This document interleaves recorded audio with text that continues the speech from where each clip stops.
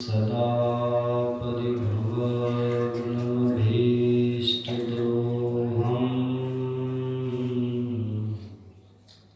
तीर्थास्पदं शिवविदं चिन्तं शरण्यं दैत्यार्त्यहं प्रणतपालभवाब्धिपूतं वन्दे महापुरुषते चरणारविन्दम् अखण्डमण्डलाकारं व्याप्तं येन चराचरं तत्पदं दर्शितं येन तस्मै श्रीगुरवे नमः। तस्मै श्रीगुरवे नमः। तस्मै श्रीगुरवे नमः। बोलिए प्रेम से श्री सद्गुरु महाराज मंचासीन अर्चनीय वंदनीय साधु समाज के पाद पद्मों में नमन। पूजनीय माताओं भक्तिमती पर धर्म प्रेमी सज्जन, अभी उपनिषद का पाठ हुआ। मैत्री उपनिषद का पाठ आप लोगों ने सुना है। और मैत्री उपनिषद में एक कथा है। उसी कथा के माध्यम से अध्यात्म का रहस्य उद्घाटन हुआ। कथा आती है, एक ब्राह्मण देवता थे और वे ब्राह्मण देवता बड़े उच्च कोटि के महापुरुष भी थे, पर उनकी महानता सब नहीं जानते। वो गुदड़ी में लाल की तरह जागतिक व्यवहार उतना उनका साफ और क्लियर नहीं होता था। उनको जगत से ज्यादा मतलब नहीं था, उनको ईश्वर से ज्यादा नाता था। वो दुनिया को प्रसन्न करने के चक्कर में नहीं रहते थे। उनका एक ही उद्देश्य था कि यह मानव का तन जिसके लिए मिला है ईश्वर दर्शन के लिए, बस उसी से मतलब रखा जाए। इसीलिए वे एकांत में एक स्थान में बैठे रहते। जब शुरुआती दौर उनकी थी तब तो समय से स्नान भी करते थे, संध्या वंदन भी करते थे। जो ब्राह्मणोचित कर्म होता था वे सबका ठीक ठीक निर्वहन करते थे। लेकिन बाद में जब उनकी साधना प्रगाढ़ हुई, जब उनकी साधना पकी तो उनका सब नियम, जो जागतिक नियम है, शौच का, स्नान का, संध्या वंदन का, सब नियम से अलग हो गए। सब नियम में बंद करके नहीं रहा। उनकी पत्नी थी, बड़ी पतिपरायणा थी, ब्राह्मणी थी। वो जब भी अड़ोस पड़ोस में जाए तो पड़ोसन कहती थी कैसा आपका पति हो गया और पहले कैसे थे। पहले बड़ा नियम से चलते थे, उनका सब समय बंधा रहता था। कब कौन सा कर्म करना है, कब कौन सा व्यवहार करना है, सब उनके नियमावली बिल्कुल दुरुस्त थी पहले। लेकिन इधर उनको क्या हो गया है, वो बिल्कुल ही दुनिया से अलग थलग हो गए, नियम निष्ठा से बिल्कुल बेखबर हो गए। अब आपके पति ऐसे हो गए, न तो समय से स्नान करते हैं, न तो संध्या वंदन करते हैं, न तो अतिथि सत्कार करते हैं, न तो बड़ों के सम्मान के लिए आगे बढ़ते हैं। आखिर आपके पति देव को हो क्या गया? ऐसा आखिर वो क्यों कर रहे हैं? उनकी पत्नी को भी परेशानी होती थी, पत्नी भी समझती थी कि बात तो सच कह रही है। मेरे पतिदेव पहले जैसे थे, कितना स्वच्छ वस्त्र पहनते थे, कितना स्वच्छ वस्त्र पहनते थे, घर को, आंगन को, दरवाजा को कितना स्वच्छ साफ रखा करते थे, अतिथि को देवता की तरह मानते थे, प्रतिदिन सूर्योदय के पूर्व ही स्नान कर लिया करते थे। लेकिन अब तो इनका सारा नियम ही बिगड़ गया। कहीं इसके मस्तिष्क में कुछ हो तो नहीं गया? बेचारी वो भी परेशान रहती थी। जब पड़ोसन ने बहुत कहा तब पति के पास जाती और अपनी सारी समस्या सुनाती। पतिदेव, आप समय से जगिए, समय से उठिए और समय से स्नान करिए, संध्या वंदन करिए, घर का सारा गृह कार्य जो होना चाहिए उसको भी करिए।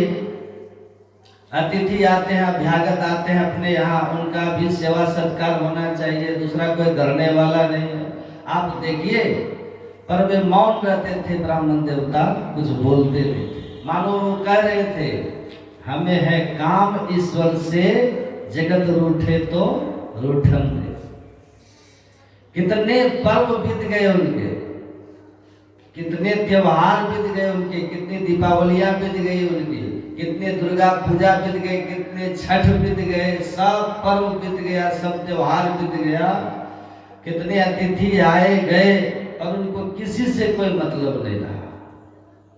दीपावली मनाना है, देवी तुम मनाओ, मैं तो भीतर में असली दीपावली मना रहा हूँ। दुर्गा पूजा करना है, तुम करो देवी, मैं तो असली दुर्गा पूजा मना रहा हूँ।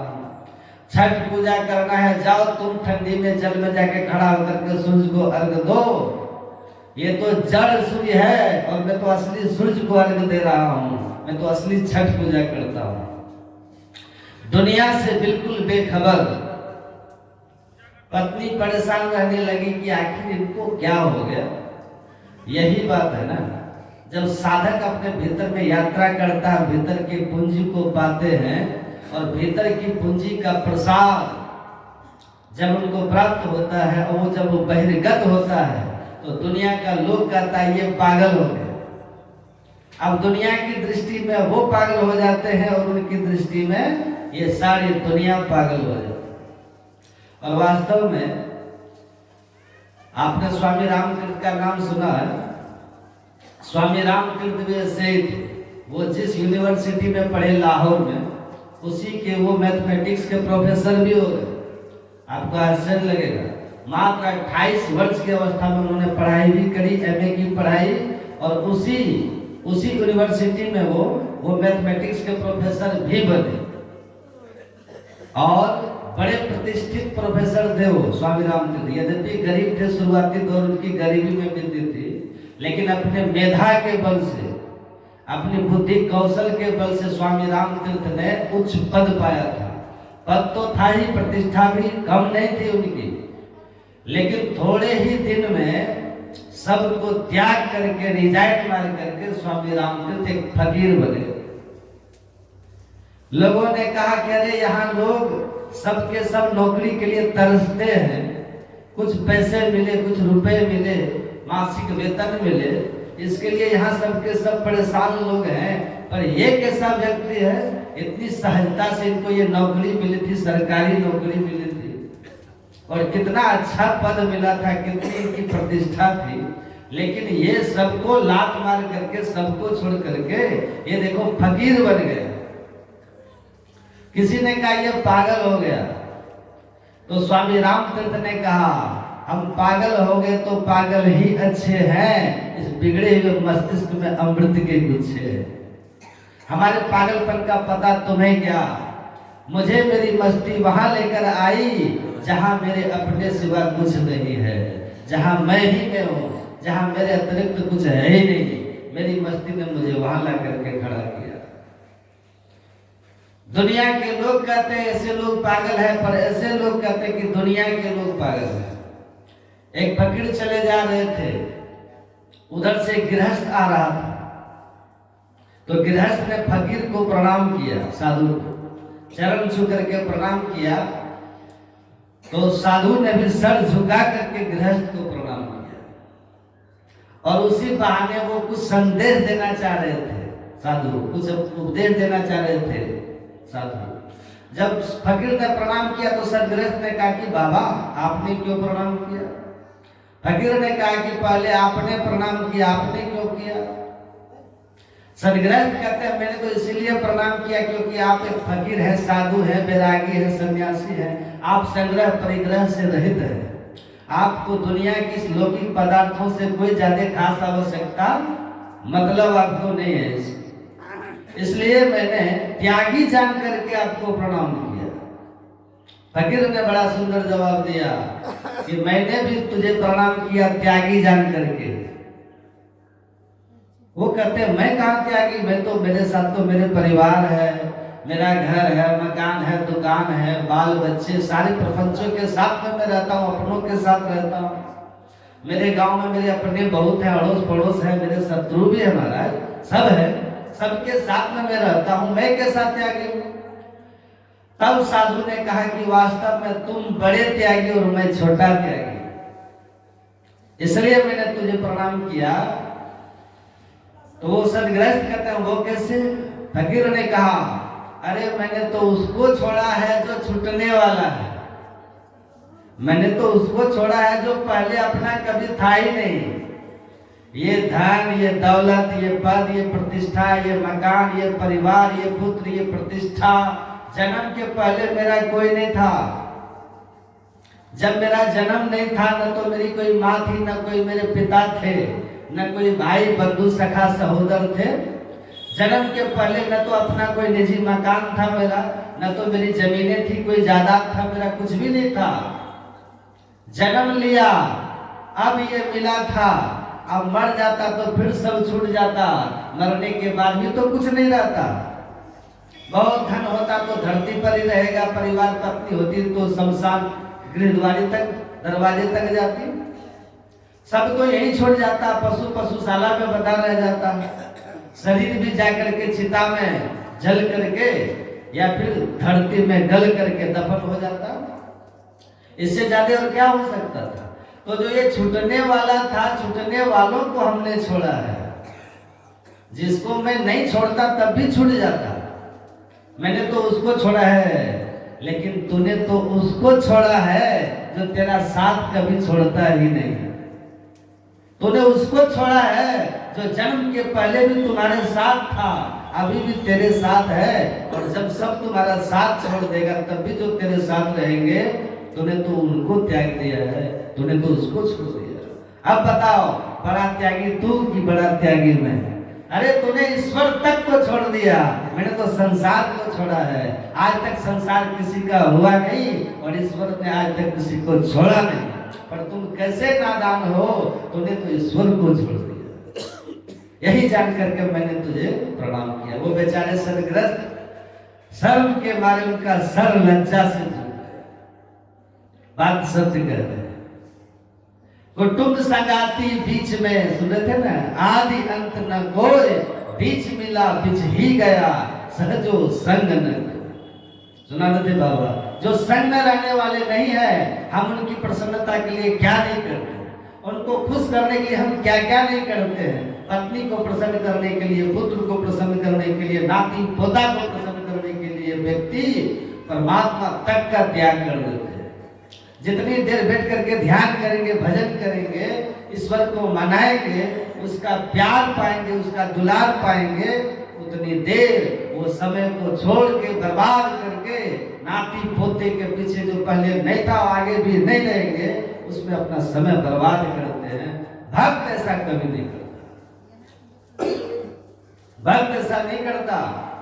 उस ब्राह्मण देवता ने कहा कि देवी तुम क्यों परेशान हो रही हो?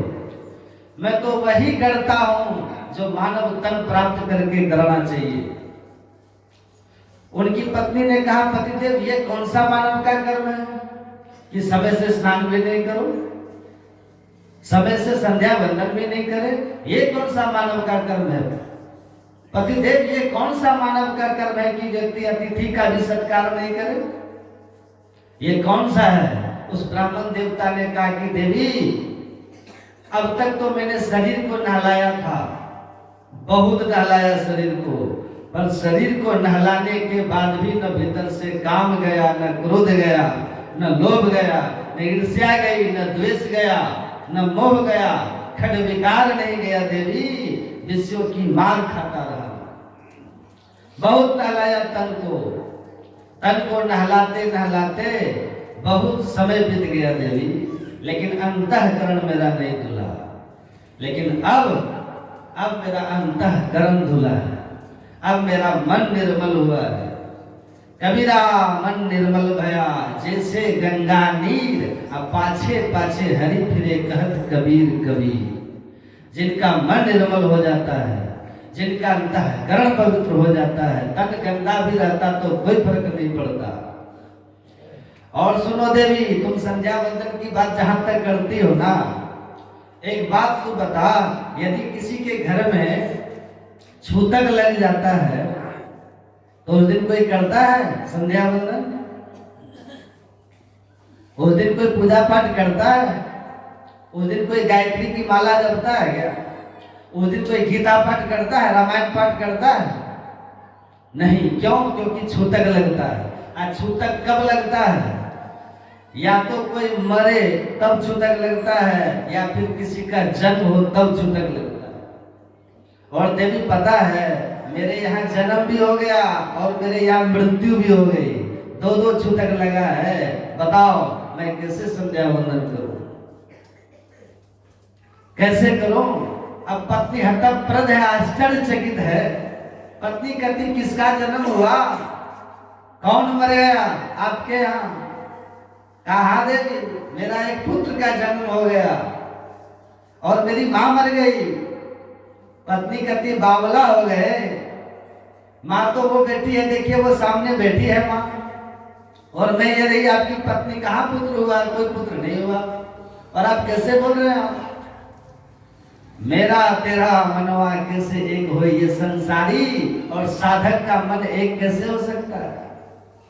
जो संसार में ही रच पच रहे हैं, जो विषय विकारों में ही रचे पचे हैं, जो मोह माया ममता में रचे पचे हुए हैं, जिनकी आसक्ति, जिनका आकर्षण दुनिया के भोगों में ही लगा हुआ है, वो क्या समझेगा उनको जो भोगों को तुच्छ समझ करके, जो विषय को तुच्छ समझ करके निर्विषय की तरफ कदम बढ़ा दिया है।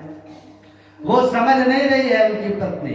उनकी पत्नी कहती है पतिदेव आप कैसी बात करते हो, ये रही मैं आपकी पत्नी, कोई पुत्र नहीं हुआ है, और माता की मरने की बात आप करते, माता जी तो वो बैठी हुई है, आप कैसे कह रहे हैं कि मां मर गई, पुत्र का जन्म हो गया?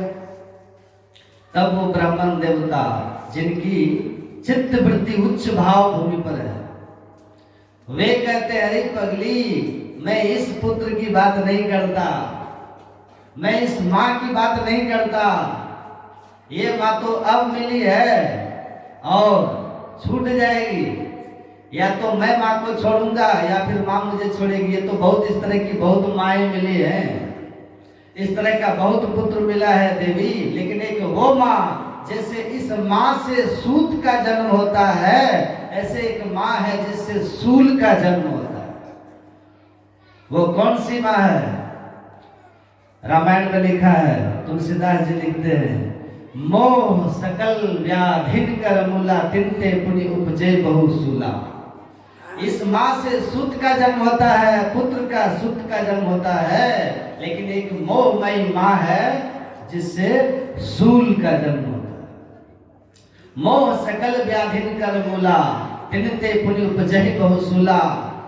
काम बात कफ लोभ अपारा, क्रोध पित्त नित छाती जारा। प्रीति करे जो तीनों भाई, उपजे सन्निपात दुखदाई। सन्निपात किसको कहते हैं? जब कफ बात और पित्त तीनों बराबर हो जाता है तो टाइफाइड होता है कि नहीं? पता नहीं, टाइफाइड और सन्निपात अलग अलग होगा। सन्निपात से बहुत दुख होता है, बड़ी पीड़ा होती है। सबकी जड़ में मोह है। उस ब्राह्मण देवता ने कहा कि देवी, मैं इस माँ की बात नहीं करता, ये माँ तो आदरणीय है, वंदनीय है, पूजनीय है, प्रणम्य है। इस माँ से तो पुत्र का जन्म होता है देवी, पर एक ऐसी माँ है जिससे फजहती होती है, एक ऐसी माँ है जिससे सूल का अर्थात दुख का जन्म होता है, दैन्य दारिद्र्य का जन्म होता है। अब वही है मोहमयी माता। उस ब्राह्मण देवता ने बहुत सुंदर कहा, सुना अपने पाठ में, यही कहानी है। मृदा मोहमयी माता जातो बोधमय सुतः सुतक दोय संप्राप्तो कथम संध्या उपासमहे। हे देवी, मेरी मोहमयी माता मर गई, मोहमयी माता मर गई है और बोधमय पुत्र का जन्म हो गया है, ज्ञानमय पुत्र का जन्म हो गया है, ज्ञान रूपी संतान का जन्म हुआ है देवी। अब बताओ, ये दो दो छूतक हमारे घर में, अब बताओ हम कैसे गीता पाठ करें, अब बताओ हम कैसे माला फेरें। ये माला फेरना, ये गीता पाठ, ये तो तब तक था देवी जब तक ये छूतक नहीं लगा था। देवी, अब तो जो ज्ञान गीता में लिखा हुआ है वो मेरे मस्तिष्क में ऐसे ही नाच रहा है। जो ज्ञान अन्य पोथी पुराणों में लिखा हुआ है देवी, वो ज्ञान तो अब मेरी वृत्ति का अनुगामी हो चुका है। अब जो मैं कहता हूँ वही गीता है, जो मैं बोलता हूँ वही उपनिषद है देवी। अब जो मैं कुछ करता हूँ वही पूजा है। मेरे कर्मा, मेरा भ्रमण ही परमात्मा की परिक्रमा है। मैं जो खा पी लेता हूँ वही तो भोग लगाना है। ये स्थिति है देवी। पर ये कब हुआ? जब मोह नाश को प्राप्त हो गया। मोह सकल व्याधिन कर मूला। कबीर साहब कहते हैं, मोह का शहर कहर नर नारी। मोह का शहर है ये संसार। मोह का शहर कहर नर नारी। दुई फाटक घनघोर तुमती नायक फाटक रोके पड़ी हो कठिन झिझोर। मुसाफिर जई हो कोनी और। हम एक ऐसे मुसाफिर हैं, हम एक ऐसे पथिक हैं जिसके गंतव्य का कुछ भी पता नहीं है, पर चल रहे। हम चले जा रहे हैं पर गंतव्य का पता ही नहीं, चले जा रहे हैं। और यदि कोई रास्ता दिखा भी देते तो रास्ता को हम अख्तियार नहीं करते, दिखाने वाले को बुद्धू समझते। ये स्थिति है। और चले उधर जा रहे हैं जिधर कोई गंतव्य ही नहीं है, जिधर कोई लक्ष्य ही नहीं है। बस चले जाइए। पहले खूब पढ़िए लिखिए, पहले पढ़ लिख करके बस लक्ष्य बन जाता है नौकरी चाकरी करना है। नौकरी चाकरी कर लिए, कुछ पैसे हुए, अब लक्ष्य बन जाता है विवाह करिए। विवाह कर लिए, फिर लक्ष्य बन जाता है संतान उत्पन्न करिए। फिर संतान उत्पन्न कर लिया, फिर लक्ष्य बन जाता है संतान को पढ़ाइए लिखाइए। फिर संतान को पढ़ा लिखाते हैं, फिर लक्ष्य बन जाता है उनका विवाह शादी करिए। फिर विवाह शादी कर लेते हैं, फिर लक्ष्य बन जाता है उनका नाती पोता पैदा करवाओ। फिर लक्ष्य बन जाता है अब नाती पोते को पढ़ाओ। ये चक्र कभी खत्म होने वाला है। इसका कोई लक्ष्य, इसका कोई गंतव्य नहीं है। उसी के पीछे हम लोग रच पच सड़ रहे। जो हमारा सही गंतव्य था, जिधर हमें जाने के बाद हमारी दूरी तय होती, जिधर जाने के बाद हमारे कदम को कुछ राहत मिलती, कुछ हमें विश्राम मिलता, उधर तो हमने यात्रा करी नहीं, उधर तो हम बढ़े नहीं। बढ़े उधर जिधर कभी कदम खत्म होने वाला है। चलते रहिए और करते करते 84 में जाइए, फिर 84 का चक्कर लगाते रहिए। ये परिक्रमा चलती रहती, कोई लक्ष्य नहीं है इधर। मुसाफिर जई हो कोनी हो। वो ब्राह्मण देवता कहते हैं, देवी आप जो सबकी जड़ है ना, मोह, सबकी जड़ है मोह। मोह का मतलब क्या होता है? अज्ञान। अब मैंने कल कहा था, आपको याद होगा, ये जो बंधन पड़ा हुआ है ना, जो दुखद है, जो कष्टकर है, जो पीड़ा देने वाला बंधन है, वो क्या है? झूठ है। जड़ चेतन ही ग्रंथि पड़ी गई, यद्यपि मृषा छूटत कठिनाई। हम चेतन हैं, शरीर संसार ये जड़ है। जड़ और चेतन की ग्रंथि पड़ चुकी है। पहला बंधन पड़ा देह का, पहला देह का बंधन, शरीर का बंधन पहले पड़ गया। अब जैसे बंधन पड़ा तो शरीर से मोह आसक्ति हो गई, शरीर से आसक्ति हो गई। अब इसके पीछे कितना पड़े रहते हैं, बोलिए? शरीर के पीछे हम कितना पड़े हुए हैं?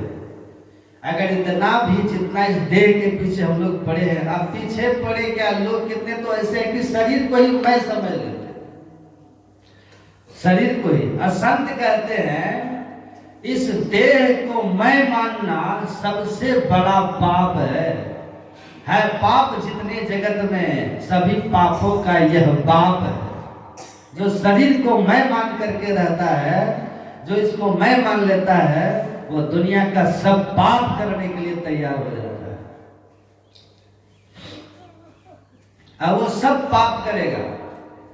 शरीर को जब मैं समझ लेते हैं, इसी को खिलाओ पिलाओ, इसी के लिए अच्छा मकान बनाओ, इसी के लिए अच्छा वस्त्र पहनो, इसी को खिलाने पिलाने के लिए अच्छे अन्न की व्यवस्था करो, भविष्य में इसकी कोई आदि व्याधि रोग नहीं हो जाए, इसके लिए बैंक बैलेंस करो, सब कोई घुमा फिरा करके केंद्र बिंदु तो हमारा शरीर ही हो जाता है। फिर शरीर को ऐसो आराम से रखने के लिए परिवार बढ़ाओ, पत्नी करो, विवाह करो। पहला बंधन पड़ा देह का, दोसर त्रिया जाना, तीसर बंधन पुत्र विचारो, चौथा नाती मान। अच्छा एक बात कहिए, आपके पैर में कोई बेड़ी बांध दे तो क्या उस बेड़ी की पूजा करिएगा? आप और हम सबके पैर में कोई बेड़ी बांधे, कोई बंधन लगा दे तो क्या कभी हम उसको, उस बेड़ी को पुष्ट करने के लिए, उस बेड़ी को पूजा करने के लिए कुछ ऐसा उपक्रम हम लोग करेंगे क्या?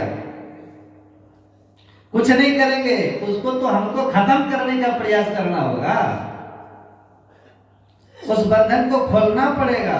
लेकिन ये बंधन कैसा है, ये बंधन कैसा है?